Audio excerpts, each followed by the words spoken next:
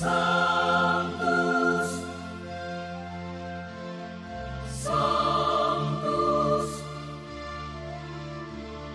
Sanctus Dominus Deus Sabaoth. Bapak, Ibu, dan saudara-saudariku yang terkasih dalam Tuhan kita Yesus Kristus, salam sejahtera untuk kita semua. Berkat Allah yang Maha Kuasa senantiasa menyertai kita. Hari Jumat tanggal 26 April tahun 2024 adalah hari biasa pekan keempat Paskah. Marilah kita mendengarkan dan merenungkan bacaan-bacaan kitab suci. Dalam nama Bapa dan Putra dan Roh Kudus. Amin.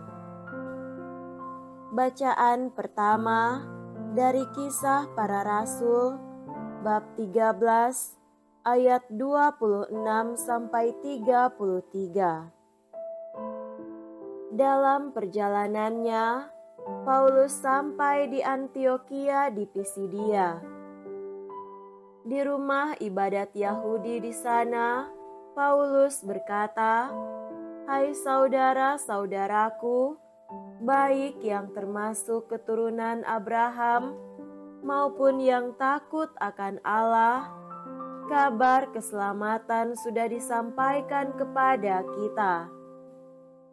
Sebab penduduk Yerusalem dan pemimpin-pemimpinnya tidak mengakui Yesus. Dengan menjatuhkan hukuman mati atas Yesus, mereka menggenapi perkataan nabi-nabi yang dibacakan setiap hari Sabat.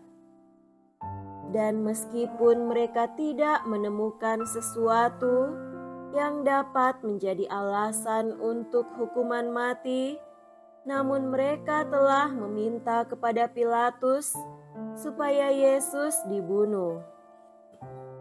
Dan setelah mereka menggenapi segala sesuatu yang ada tertulis tentang Dia, mereka menurunkan Dia dari kayu salib, lalu membaringkannya di dalam kubur. Tetapi Allah membangkitkan Yesus dari antara orang mati. Dan selama beberapa waktu, Ia menampakkan diri kepada mereka yang mengikuti Dia dari Galilea ke Yerusalem. Mereka itulah yang sekarang menjadi saksinya bagi umat ini.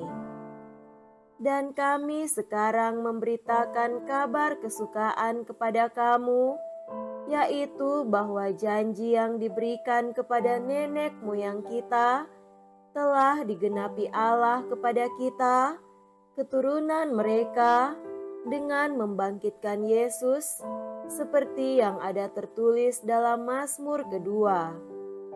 Anakkulah engkau, pada hari ini engkau telah kuperanakan. Demikianlah sabda Tuhan. Syukur kepada Allah.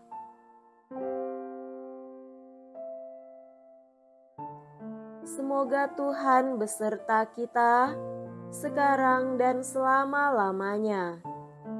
Inilah Injil suci menurut Yohanes. Dimuliakanlah Tuhan.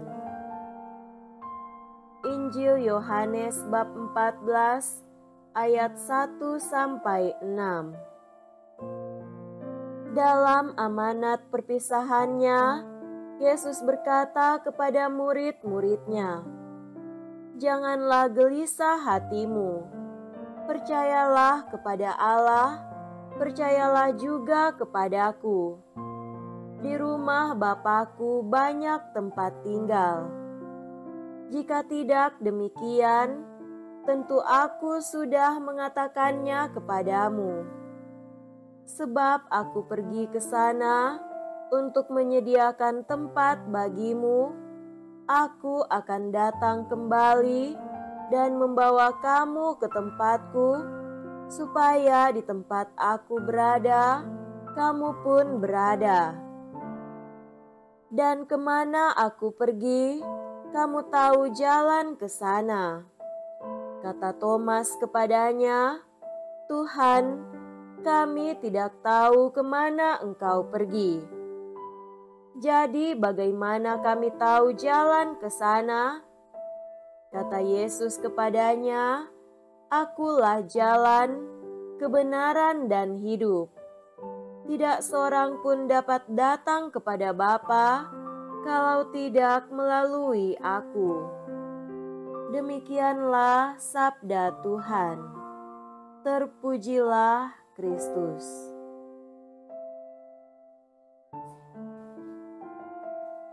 Saudara-saudariku yang terkasih dalam Tuhan kita Yesus Kristus, tema renungan kita pada hari ini adalah bukan kegelisahan, melainkan ketenangan. Adalah istimewa memiliki guru yang mengajarkan untuk tidak takut. Istimewa justru karena dekatnya dia dengan kematian. Adakah orang yang menjelang mati melakukan hal sehebat merendahkan diri di hadapan anak buahnya, membasuh kaki mereka, dan memberi mereka perintah kasih? Jika orang ketakutan menghadapi maut, Yesus justru mengucapkan sabda keteduhan. Janganlah gelisah hatimu, percayalah kepada Allah dan juga kepadaku. Yesus tidak protes, tidak marah-marah kepada Bapa yang menggariskan rencana keselamatan sedemikian.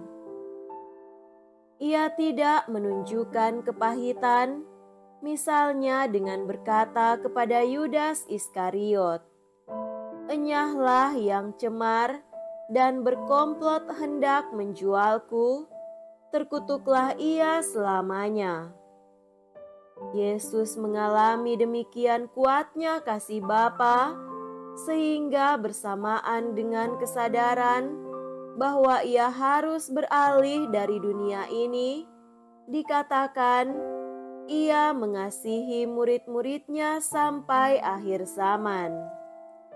Demikian kasih Yesus menjadi kekuatan saat menghadapi tantangan dan kesulitan. Jangan gelisah hatimu.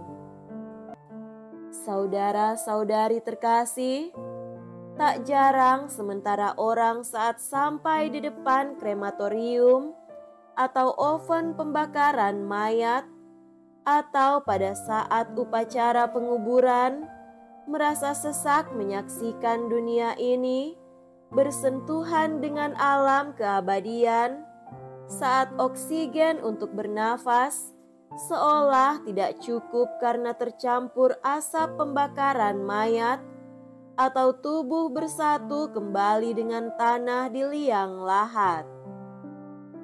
Ditetapkan bahwa abu jenazah tidak dilarung dengan ditabur di laut, melainkan ditenggelamkan dalam guci bertutup atau diletakkan di rumah abu atau kolumbarium.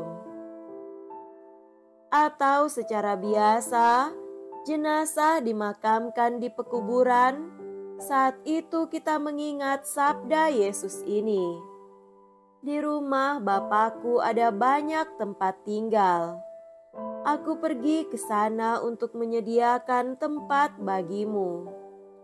Aku akan datang kembali dan membawamu ke tempatku, supaya di tempat aku berada, kamu pun berada." Meski hidup manusia terbatas, kepada orang yang percaya dijanjikan kediaman yang luas terang di rumah Bapa.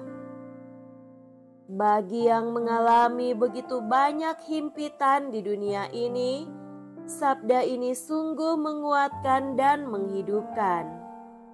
Semoga demikian. Amin. Dalam nama Bapa dan Putra, dan Roh Kudus. Amin.